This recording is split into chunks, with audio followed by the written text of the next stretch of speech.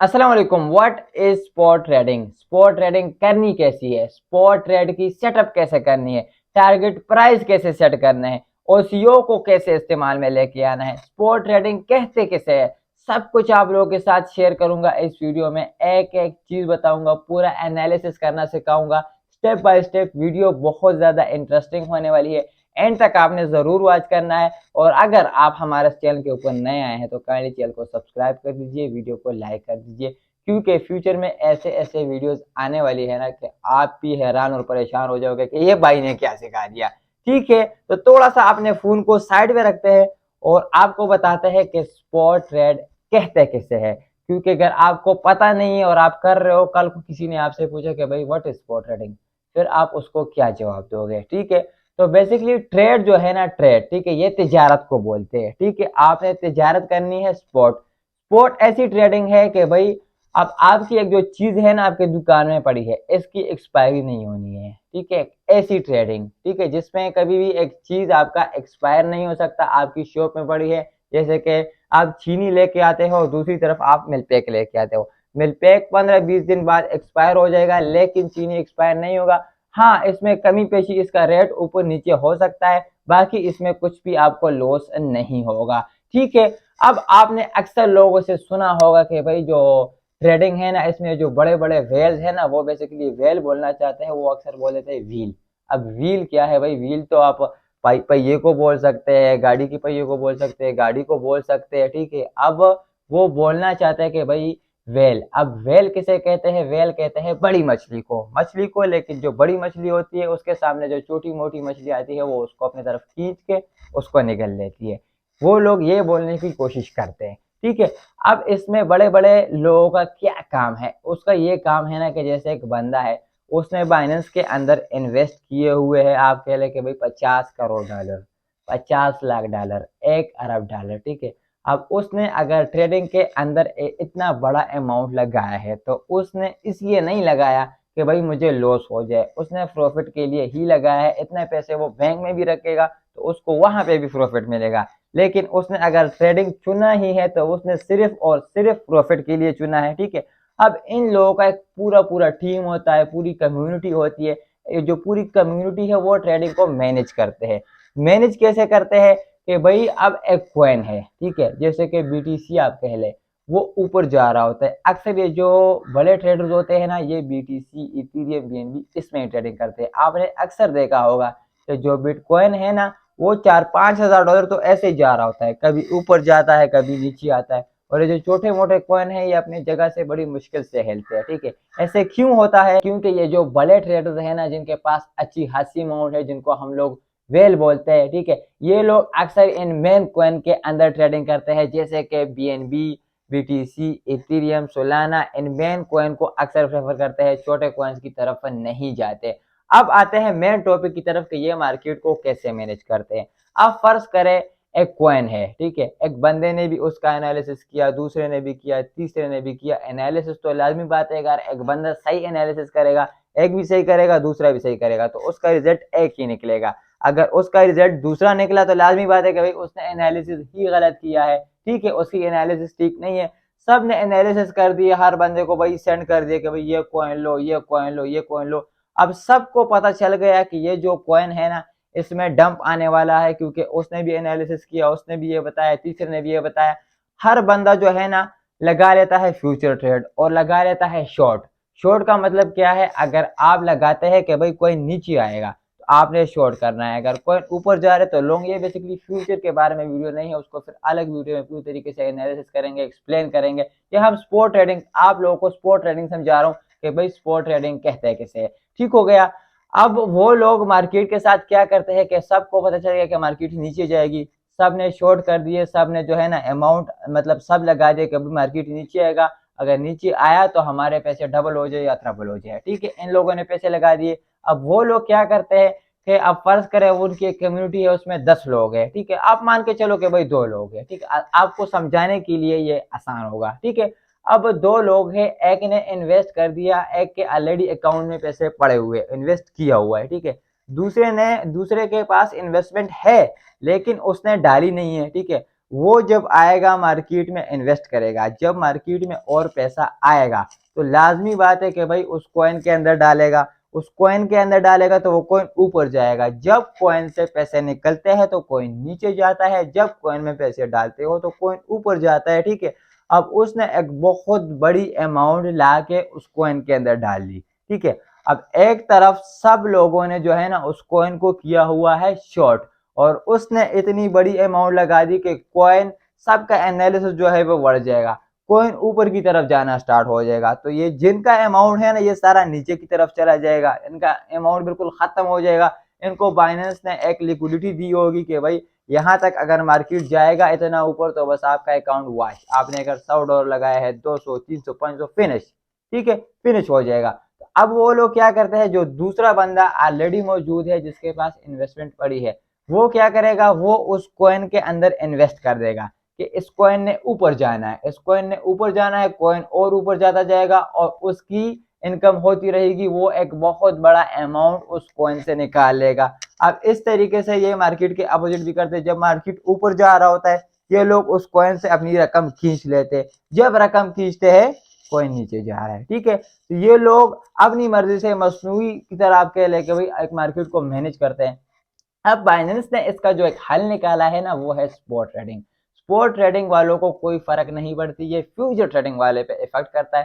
Spot trading वाले पे ऐसे इफेक्ट नहीं करती कि भाई उसकी चीज एक्सपायर नहीं होनी, उसकी चीज की कीमत जरूर गिर जाएगी लेकिन बाकी कुछ नहीं होगा। अगर वो पैनिक नहीं होता, उसने कॉइन लिया हुआ है, कॉइन ने आज नहीं कल नहीं परसों नहीं 10 दिन बाद ऊपर आना ही है, तो जो उसको लॉस था वो रिकवर हो जाएगा। अब उसने चीनी ली है, चीनी का रेट 80 है, ठीक है, फिर उसका रेट 70 पे आ गया, फिर 60 पे आएगा, लाजमी बात है चीनी का रेट ऊपर जाएगा, जब ऊपर जाएगा वो प्रॉफिट में आ जाएगा और उसको प्रॉफिट हो जाएगा, उसका नुकसान नहीं हुआ, बस उसको सिर्फ सब्र करना पड़ा। अच्छा, अब मैं शायद ये उम्मीद कर सकता हूँ कि भाई मेरे जो वीडियो देख रहे हैं ना उसको थोड़ा बहुत स्पॉट ट्रेडिंग के बारे में पता चल गया।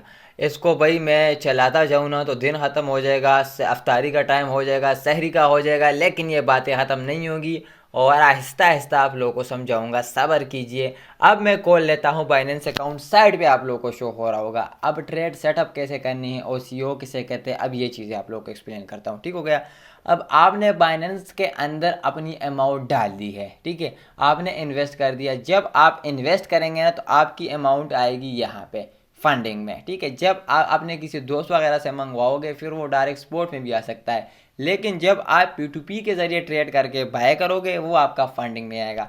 अब जब आप फंडिंग में आते हो ना, यहाँ पे एक ऑप्शन है ट्रांसफ़र का, ठीक है, कि आपने अपनी अमाउंट कैसे ट्रांसफ़र करनी है।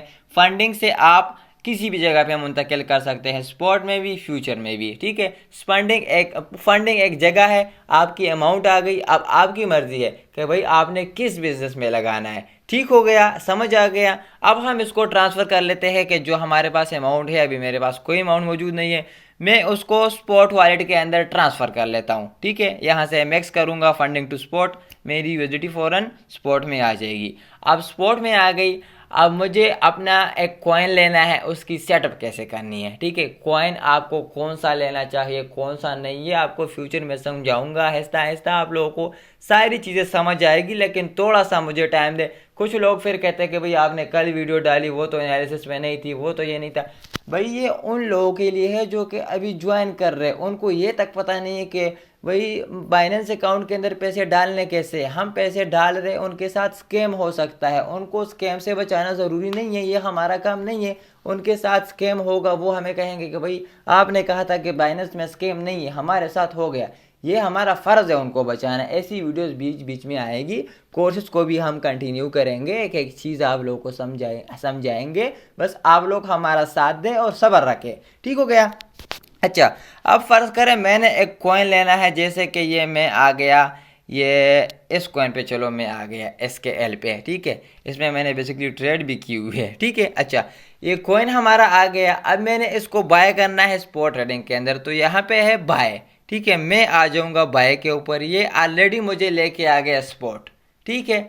अब स्पॉट ट्रेड पे मैं आ गया, यहाँ पे लिखा है SKL USDT, क्योंकि हमने SKL कॉइन को लेना है USDT के ऊपर, ठीक है। अब यहाँ पे है लिमिट, ठीक है। अब अगर एक बंदे ने आपको बता दिया कि भाई अभी मार्केट में कॉइन का रेट चल रहा है, आपको दिख रहा होगा 7615, ठीक है, आप इसको बाय करो 7414 पे, ठीक है, यानी कि जब ये थोड़ा और नीचे आएगा, अब हो सकता है कि उस टाइम पे आप सो रहे हो, जाग रहे हो, ठीक है, आप उस टाइम पे इस कॉइन को ना ले सको, और जब आप उठो कॉइन वापस से ऊपर आ गया हो, तो आप इसको यहाँ पे लिमिट कर देंगे। अब फिर ओसीओ भी समझाता हूँ, लिमिट उन लोगों के लिए है, ये लिमिट और मार्केट जो नए लोग हैं, ठीक है। अब मैंने यहाँ पे लिमिट कर दी और मैं यहाँ पे वो रेट लिख देता हूँ 6-4, और मैंने और क्या बोला 1/4 था आई थिंक, ठीक है। मैं यहाँ पे इसके एल का अमाउंट भी दे सकता हूँ कि मैंने कितने इसके एल लेने हैं, लेकिन मैं यहाँ पे यूएसडीटी दे दूंगा कि भाई मैं जितने डॉलर का लेना चाहता हूँ वो मैं यहाँ पे लिख दूंगा, ठीक है। मेरे पास अभी सिर्फ और सिर्फ 5 यूएसडीटी फ्री पड़ी हुई है, बाकी मैंने सारे अपने कॉइन्स के अंदर इन्वेस्ट की हुई है,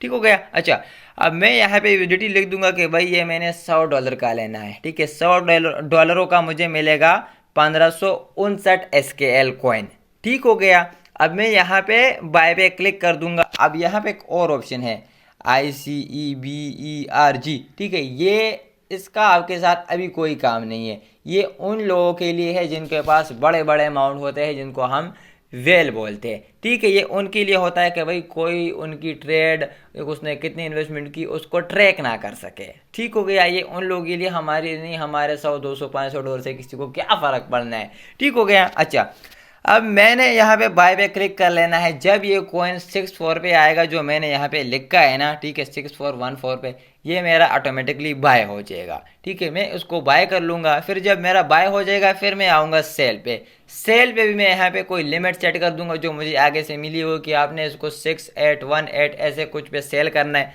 वो मैं यहाँ पे सिंपल लिख दूंगा और ये जो लाइन है ना उसको पूरा खींच दूंगा। अगर मैं पूरा सेल करना चाहता हूँ ये कॉइन, तो अगर मैंने आधा होल्ड करना है तो मैं यहाँ 50 पे लेके आ जाऊँगा, मैंने 25% सेल करना है तो 25 पे लेके आ जाऊँगा। बहुत आसान है, कोई रॉकेट साइंस नहीं है, ठीक हो गया। अब यहाँ पे बहुत सारे ऑप्शन है, इसमें एक ऑप्शन है मार्केट, ठीक है।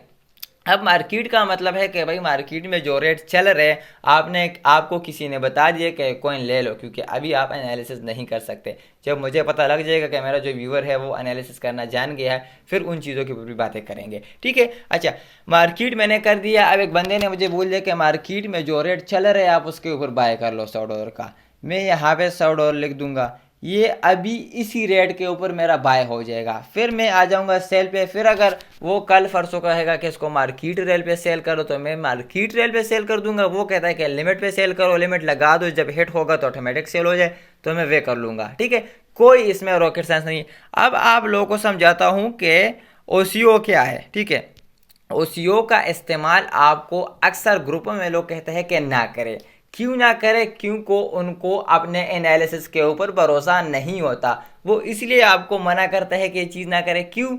क्योंकि उन्होंने वैसे ही बस एक आम सा अंदाज़ा लगाया होता है कि कॉइन ऊपर जाएगा, ठीक है, कॉइन नीचे आना स्टार्ट हो जाए, ठीक है, तो फिर तो आपने अगर यहाँ पे कोई प्राइस सेट की होगी वो हिट हो जाएगा और आपको नुकसान हो जाएगा। फिर आप उस बंदे को कहोगे कि भाई तुमने कहा था कि कॉइन ऊपर जाएगा, वो तो नीचे आ गया, मेरा लॉस हो गया। फिर वो आपको कहेगा कि अच्छा आपने तो स्पॉट ट्रेड लगाई थी, स्पॉट ट्रेड में तो लॉस होता नहीं है, आप वेट कर लेते, कॉइन ऊपर चला जाता, आज नहीं, कल नहीं, परसों नहीं, महीने बाद हो। तो भाई ऐसा तो जाएगा ही जाएगा, लाजमी बात है भाई।